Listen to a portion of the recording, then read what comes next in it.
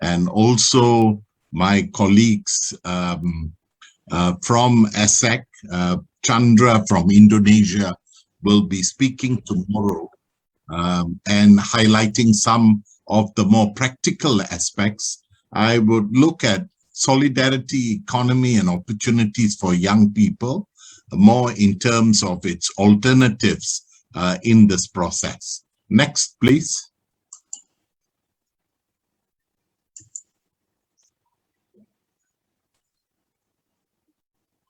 Now, SSEC is a network of practitioners and academicians. It's the Asian Solidarity Economy Council. Dr. Sunil was on the global board, and I know he is also here today and moderating one of the sessions. He has been on the global board and active in SSEC as well. SSEC is committed to alternative economic models and more on community building. SSEC is also part of REPAS, which is an intercontinental organization that does global advocacy, and it's across all the continents of the world, bringing practitioners and academicians together. Next. Now, social solidarity economy, we focus on the 5 dimensions, and we are all familiar with the triple bottom line, which is a key focus of social enterprises that also use this framework of people, prosperity and planet, or people, economy and environment. The triple bottom line is central. But the founders of SSEC went on to add 2 more dimensions, which is ethical values and governance. And this is an important dimension, so making it 5 areas: ethical values like justice, dignity, fairness, as a way of looking at socio-economic arrangements in a more balanced, holistic, and inclusive way, which is then a challenge to the kind of economic systems of our time. And in this context, because of the governance structure, it seeks to bring out a very strong collective dimension, and the governance is participatory, it is inclusive, it is collective decision making, which is different from the very business model of the current day. So the social solidarity economy has a lot of parallels to sustainable development goals, the 5 Ps, people, planet, prosperity, as well as peace and partnership in that sense. And there is an recurring theme and overlapping theme in that context. Next, please. I want to highlight 5 aspects in more this review of ideology and thinking that in many ways grassroots groups are challenging new development frameworks, which is being challenged by more solidarity or community or more participatory forms. That's one, as well as a shift from investor model of development to more sustainable economic models, which have people and local communities as opposed to investment. And these then will have to be looked at in more practical ways. So practitioners are then confronting economic theories and providing alternative development discourse, which is bringing the 5 dimensions of SSE or the 5 dimensions of the SDG.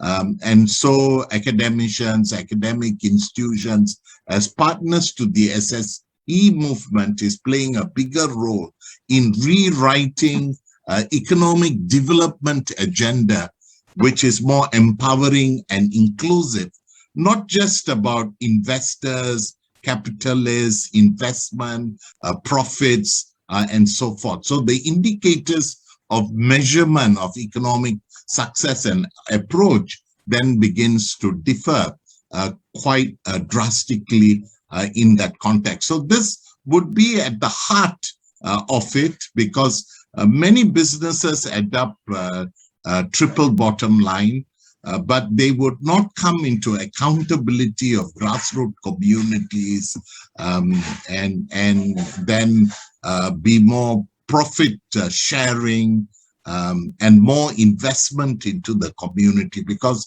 the look then is at the profit levels, and the measurement indicators are very materialistic in that context, as opposed to it. Next.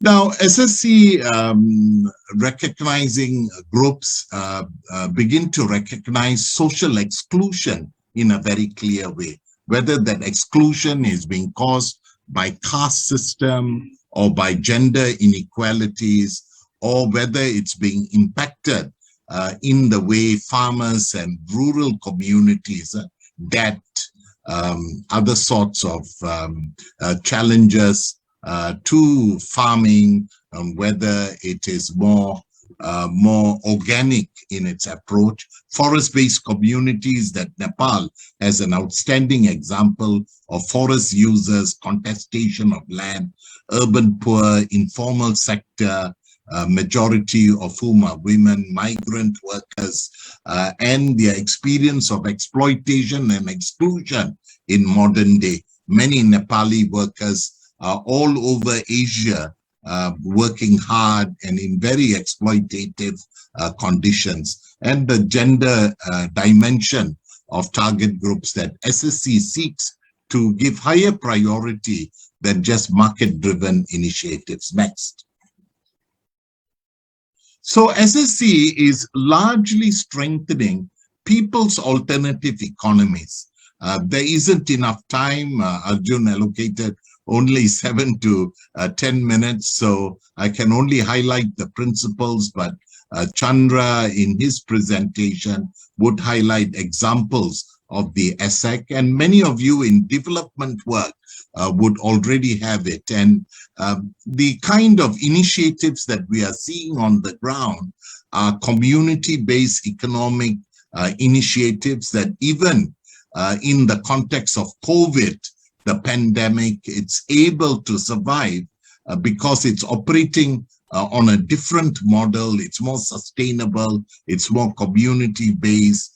It might not draw that much of income, but it's sustainable, which is critical. The cooperative movements are quite fundamental to community-based enterprises, and we see this as a great potential in Asia, all over Asia, whether Nepal, India, and so forth, where they are organizing communities. But there is contestation with politics, local government elections, and the voice and the rights of local people.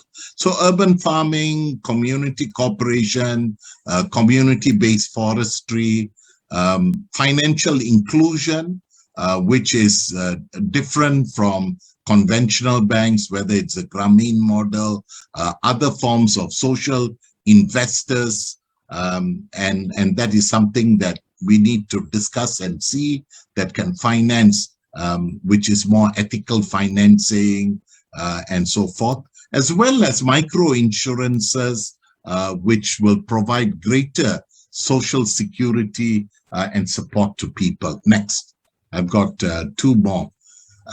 What's emerging is at the UN institutional level, we are beginning to see SSE being recognized in a way. There is a UN interagency task force, which ILO is the secretariat. There are over 19 UN agencies. There are CSO observers, and ESSEC, because of REPAS, is also part of this task force, visibility to see SSE as a potential contributor to SDGs, the SSE Knowledge Hub, which the UN has, the SSE Encyclopedia Project, the ILO governing body put up this resolution on SSE and people-centered and planet-sensitive approaches, which are far more sustainable as opposed to more exploitative types of business and political ventures by many governments around the world. The ILO SSE Academy, as well as the UN Research Institute that's doing the encyclopedia, the knowledge hub, and so there's quite a bit of alternative research, publication, policy work, countries adapting national policies towards greater sustainability. And my final slide, and with that I would end and thank the Nepali host for this opportunity, is young people and the SSE movement. Many young people are in social enterprises, which is a way of undertaking business in a new way. We are seeing this sort of bursting out in Malaysia, Indonesia, Philippines, Singapore, South Korea, where enterprise, legislation, accreditation are models of alternative businesses, business models using business solutions to address social and environmental concerns, profit more for sustainability, not profit for profit's sake. But one challenge for the young people using social enterprise is to make sure it's community-based, it's accountable to local communities where justice and dignity is at the heart of it, as well as participation and profit sharing. These are some key aspects that we need to look at and need to develop and strengthen our models. Let me conclude with the last one. Sorry, I thought this was the last. Now we need to break away from traditional businesses towards more community solutions, have a key commitment to community accountability, people's participation, and sustainability. So all the best, and may the young people lead the way for future innovations. Thank you very much. Thank you, Professor Dr. Surya, for your remarks on social solidarity economy and your message. Now I would like